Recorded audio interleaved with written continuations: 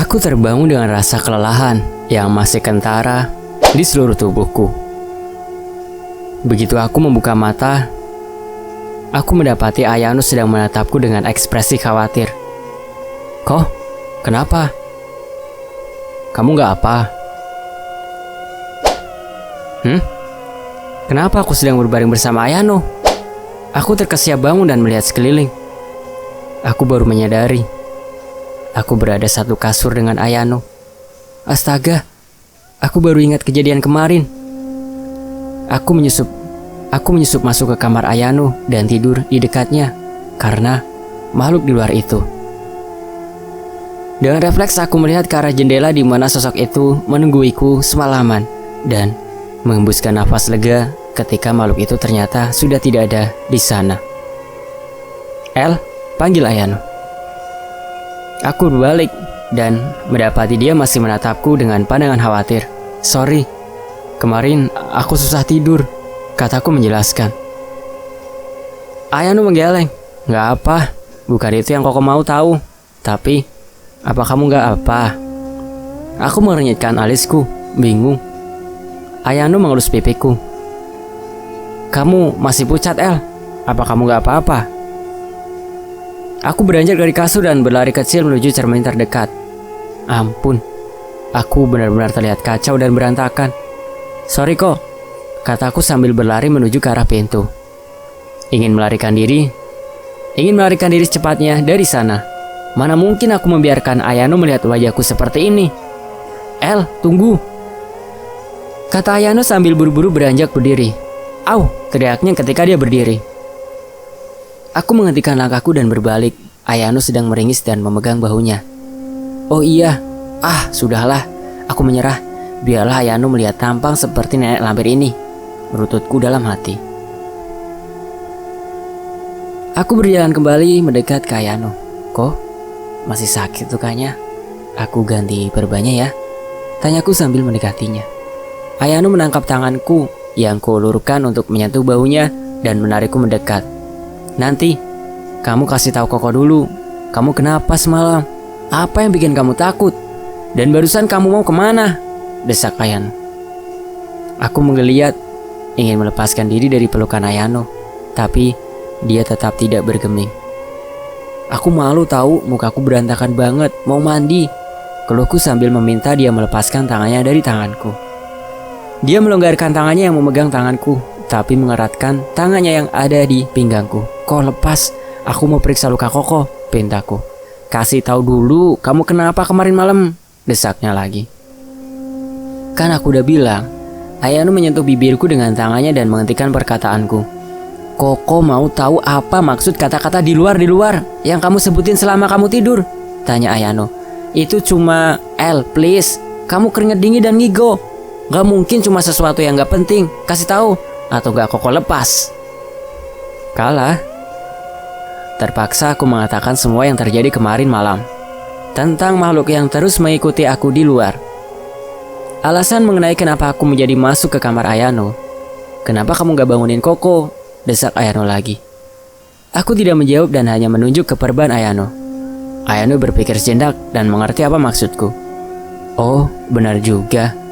Udah, aku cek ya lukanya," kataku.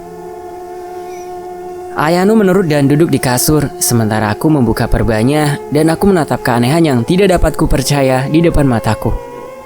Luka Ayano kemarin, saat aku mengobatinya sangat parah. Luka koyak yang masuk sampai sekitar setengah sentimeter ke dalam dagingnya. Luka seperti terkena cakaran binatang buas, ditambah dengan daging yang koyak. Kalau bukan karena hari sudah larut, aku akan memaksa Ayano untuk pergi ke rumah sakit.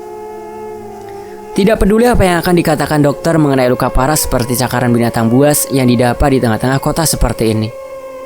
Tapi, yang kulihat di depan mataku adalah 3 goresan hitam, bagaikan bekas hangus yang melintang di sepanjang punggung Ayano. Luka koyak itu sudah hilang sama sekali. Aku menyentuh bekas luka itu. Permukaan hangus itu terasa lebih kasar daripada lainnya. Ayano meringis kesakitan ketika aku menyentuh garis hangus itu. Sorry, masih sakit ya?" tanyaku. "Lumayan. Tambah parah nggak?" Ayano bertanya kembali. Aku bingung mau bilang ini tambah parah atau enggak. Aku mendeskripsikan keadaan lukanya itu pada Ayano. Dia sama bingungnya denganku. Gimana ini kok? Tanyaku takut. Ya udah, mungkin gak berarti apa-apa, kata Ayano. Bisa aja emang sembuhnya cepet karena luka karena mereka sih. Tapi aku khawatir ntar jadi kenapa-kenapa. Ayano berpikir sejenak, kemudian akhirnya berkata, "Kita telepon Oma Eli saja?" Tanyanya. "Ah iya, benar itu kok," dari aku. Maka setelah aku mandi dan bertukar baju, aku segera mendesak Ayano untuk menelpon Nenek Eli. Percakapan dengan Nenek Eli tergolong singkat karena aku terlalu terburu-buru untuk mengetahui perihal yang makhluk yang mengikutiku dan terutama mengenai luka Ayano. Begini kata Nenek Eli. "Itu adalah makhluk pesugihan. Kamu sepertinya gak sengaja mengganggu ritual atau gak sengaja masuk ke daerah mangsa makhluk itu, Elisa," kata Nenek Eli dengan tenang.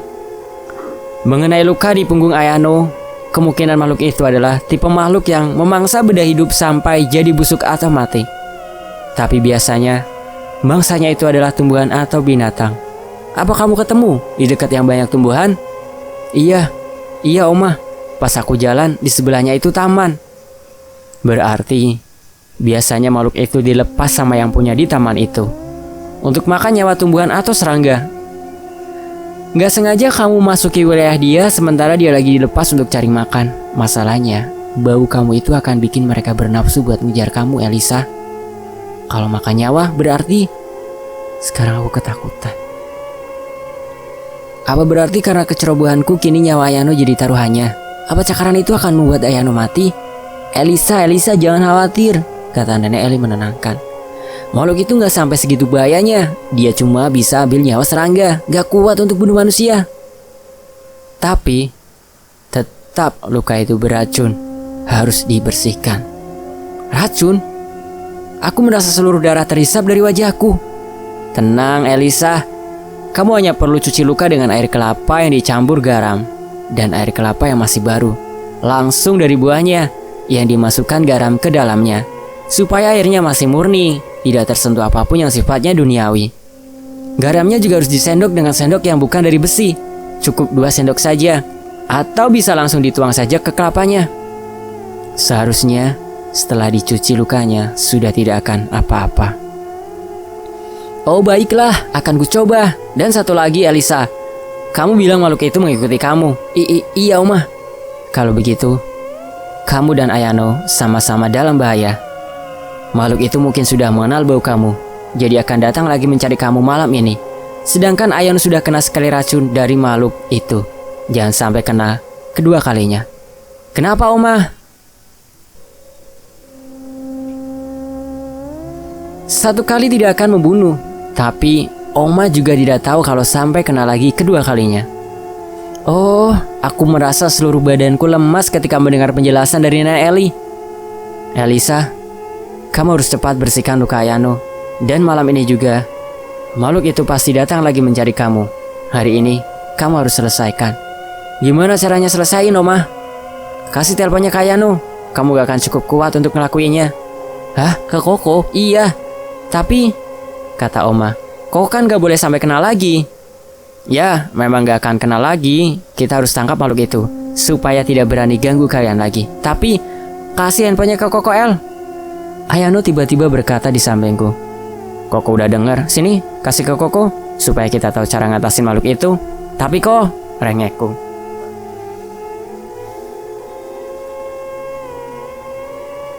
Ayano hanya memberiku senyuman setengah khasnya. "Gak apa, justru ini kan supaya gak kena bahaya lagi," katanya membujukku. Dengan sedikit ragu, aku menyerahkan ponselku pada Ayano.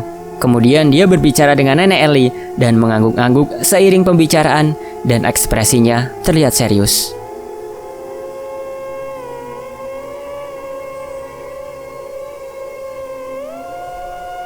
Sepertinya pembicaraan mereka masih akan berlangsung beberapa lama. Oleh karena itu, aku menelpon Cindy dan meminta tolong padanya untuk mencarikan aku kelapa dan garam seperti yang diperintahkan oleh Nenek Eli tadi. Aku sengaja tidak melibatkan Desi, karena meskipun dia selalu mencoba untuk menolong, tapi pada dasarnya Desi juga tidak terlalu cocok dengan urusan dunia lain, seperti Ayano dulu. Sementara itu, Ayano sepertinya sudah selesai menelpon Nenek Eli, namun langsung melanjutkannya dengan menelpon temannya. Aku mengenal suara William, temannya yang sudah dapat dikatakan hampir seperti saudara sendiri. Aku hanya mendengar sedikit kata-kata Ayano, sesuatu seperti akuarium atau semacamnya. Setelah selesai menelpon, Ayano berbalik kepadaku dan berkata, "Ayo, kita sarapan dulu. Nanti malam baru kita perang." "Perang?" tanyaku terkejut. "Iya, perang. Makhluk itu harus segera ditangani. Kalau tidak, gawat untuk kita berdua." Aku mengangguk dengan perasaan khawatir. "Tenang, El," kata Oma Eli. "Makhluk itu munculnya pasti malam, sama seperti kemarin," kata Ayano menenangkanku sambil berjalan ke dapur. Selama seharian, aku dilanda kekhawatiran akan konfrontasi dengan makhluk itu lagi. Dan ketika pada akhirnya jam mencapai jam 9 malam, aku mulai ketakutan.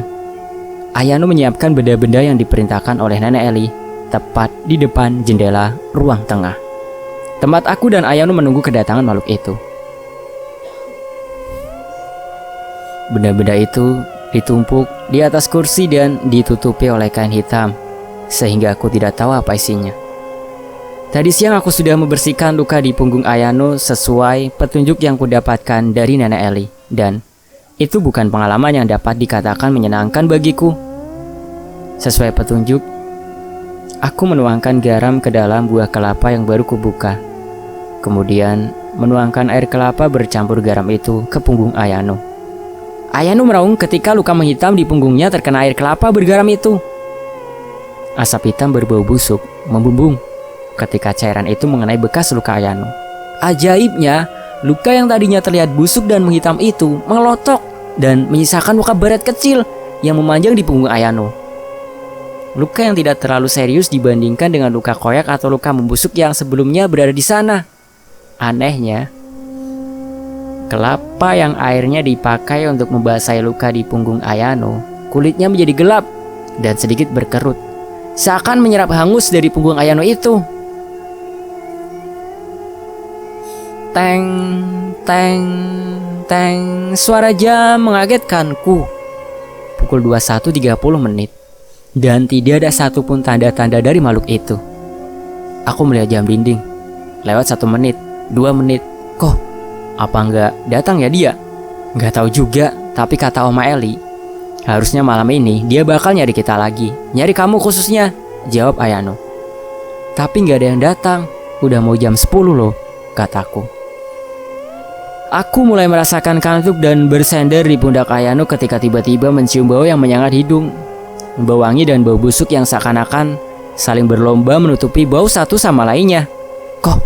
aku berteriak kepada Ayano. "Iya, Koko juga cium, tapi Koko gak bisa lihat wujud makhluk itu. Apa dia sudah masuk?" Masuk? Iya, Koko buka jendela itu," kata Ayano sambil menunjuk jendela di depan kami. "Hah?" teriakku terkejut. Dan bersamaan dengan teriakanku, aku mendengar bunyi kresek ringan dari jendela. "Kok?" seruku sambil menggenggam erat dengan Ayano. "Dia masuk ya," bisik Ayano. Kasih kode Koko kalau dia udah dekat sama kurungan itu," kata Ayano sambil menunjuk ke arah benda yang ditutupi kain hitam itu. Aku menelan ludah dan mengangguk. Perlahan-lahan, aku bisa melihat kaki dari makhluk itu yang berwarna hitam pekat dan berbentuk seperti kaki manusia, kecuali jarinya yang banyak. Entahlah, aku tidak sempat menghitungnya, tapi mungkin sekitar 7 atau 8 jadi di satu kaki dan semuanya berkuku melengkung seperti cakar. Kemudian keseluruhan tubuh makhluk itu keluar dari balik gorden. Makhluk itu berdiri kurang lebih 2-3 meter di depanku. Dia berbentuk seperti manusia, kecuali tubuhnya yang hitam bagaikan arang dan berkerak-kerak seolah seluruh tubuhnya ditempeli oleh lumpur yang sudah mengering. Tangannya panjang dan ramping, berkebalikan dengan kakinya yang berjari banyak. Aku hanya melihat ada 3 jari yang besarnya sama di tangannya. Namun, kuku yang ada di jari-jari tangannya lebih panjang dan lurus, bagaikan pisau. Kuku itu berkilat keunguan berbahaya. Kuku itulah yang melukai punggung Ayano, pikirku dalam hati. Makhluk itu memakai cawat terkoyak-koyak yang tidak mampu menutupi kemaluannya yang, maaf sekali lagi, berbentuk aneh, selayaknya kemaluan lelaki yang terpelintir dan membusuk dengan bentol-bentol kemerahan di sekujurnya. Hal itu membuatku hampir muntah dan mengalihkan mataku dari sosok makhluk itu dengan menyembunyikan mukaku di balik tubuh Ayano. "Lis," bisik Ayano. "Dia masih berdiri depan situ," balasku berbisik. Kemudian pandanganku sampai ke bagian wajah makhluk itu. Aku baru menyadari kalau makhluk itu memiliki rambut dan bahkan rambutnya cukup panjang dan mengembang bagaikan surai singa. Namun, warnanya sangat terang keperakan dan cenderung transparan hingga hampir tidak terlihat kecuali kalau melihat langsung yang berada di kepalanya. Rambut itu berkilauan indah, kontras dengan wajah makhluk itu yang sukses membuatku bermimpi buruk selama beberapa hari. Mulai dari giginya, gigi makhluk seperti gigi manusia yang tubuh tidak beraturan dan membusuk hingga terlihat kekuningan, dan beberapa di antaranya bahkan berwarna kehijauan. Makhluk itu tidak memiliki bibir, malah dengan mengerikan sekeliling mulut makhluk itu dipenuhi oleh daging yang berwarna kemerahan dengan kulit terkoyak. Hidung makhluk itu tidak kalah mengerikannya dengan bentuk bagaikan hidung manusia yang dipotong separuh, menyisakan 2 lubang yang dikelilingi oleh daging yang terlihat masih basah oleh darah. Hal terakhir adalah makhluk itu. Matanya yang jauh lebih besar dari mata manusia, kurang lebih sebesar telur ayam, memenuhi sebagian besar kepalanya. Manik matanya terlihat tidak dapat diam dan bergerak dengan liar seakan mempelajari seluruh tubuhku dan Ayano. Manik mata itulah yang selalu muncul dalam mimpiku. Dengan gerakan liarnya, ke atas, ke bawah, kiri, kanan, dengan cepat dan selalu bergerak, membuatku seakan sedang diawasi penuh oleh makhluk mengerikan itu. Kuak. Makhluk itu mengeluarkan suara bagaikan suara kodok, namun lebih serak lagi, dan mulai melangkah mendekati kami, sambil menghunuskan jari-jari penuh cakarnya di depan dadanya. "Kok, dia ngedeket," kataku. "Kasih tahu kalau dia udah semeter dari itu," kata Ayano, kembali menunjuk benda yang tertutup kain itu. Makhluk itu terus melangkah. Dan semakin dia mendekat, kedua bau yang tajam dan saling berlawanan itu pun makin tercium olehku. Sampai akhirnya, makhluk itu hampir menabrak benda yang ditutup itulah. Aku menarik lengan baju Ayano dan berkata, "Dia udah di sampingnya kok," teriakku panik. Dengan cepat Ayano menarik ujung dari kain hitam yang menutup benda yang diletakkan di atas kursi itu, sebuah akuarium dengan cermin di dalamnya. Kuak. Aku hampir tidak percaya dengan penglihatanku ketika makhluk itu seakan tercebur dan menghilang ke dalam akuarium itu, membuat akuarium itu bergetar dengan tidak wajar. "Lis, udah masuk?" tanya Ayano sambil berdiri. "Iya kok, udah masuk," teriakku. Ayano langsung berlari dan menyambar akuarium itu, kemudian berlari ke toilet kami dan menyiram akuarium itu dengan, mohon maaf sekali lagi, air berwarna kekuningan yang belakangan ku ketahui sebagai air seni. Akuarium itu bergetar makin kencang ketika terkena basahan air itu dan kemudian pecah. Dan aku menyadari sesuatu yang janggal. Aku memperhatikan pecahan kaca akuarium yang berserakan dan menyadari cermin yang tadinya berada di dalam akuarium itu menghilang entah kemana. "Sudah beres," Ayano berkata. Aku masih terdiam bahkan setelah Ayano meyakinkanku beberapa kali dan terus memaksa Ayano untuk menemaniku duduk di ruang tamu. Sampai akhirnya aku tertidur karena kelelahan. Keesokan paginya, Ayano membangunkanku dan mengajakku ke ruang tengah. Di sana, dia menuju ke kursi yang kemarin kami gunakan untuk meletakkan akuarium pengurung makhluk itu. Di sana, di atas kursi itu kini terletak sebuah wadah kecil dari kaca yang berisikan cairan berwarna keemasan. Ayano mengambil wadah itu dan menunjukkannya padaku. Di dalamnya terdapat 2 bunga kecil berwarna putih dan sebilah bentuk seperti keris yang luar biasa kecil. Kira-kiranya seukuran 2 ruas jariku. Benda tersebut membuat perasaanku tidak enak. Jadi kami memutuskan untuk mengirimkannya pada Nenek Eli, yang kurang lebih diterima oleh beliau beberapa hari kemudian dan dinamakan oleh Nenek Eli Mustika Bunga Kantil dan Keris Yang Mot. Sampai sekarang, ketika Nenek Eli sudah meninggal pun, aku dan Ayano tidak mengerti arti dan kegunaan benda itu, Mustika Bunga Kantil dan Keris Yang Mot. Selesai. admin undur diri. Terima kasih untuk Ayanore. Dan wassalamualaikum warahmatullahi wabarakatuh. Terima kasih atas perhatian teman-temannya ya. Maaf ya kalau komentarnya nanti nggak dibalas, soalnya ngebut lagi nih edit yang video berikutnya. Oke, terima kasih teman-teman, dan sampai jumpa di kisah lainnya.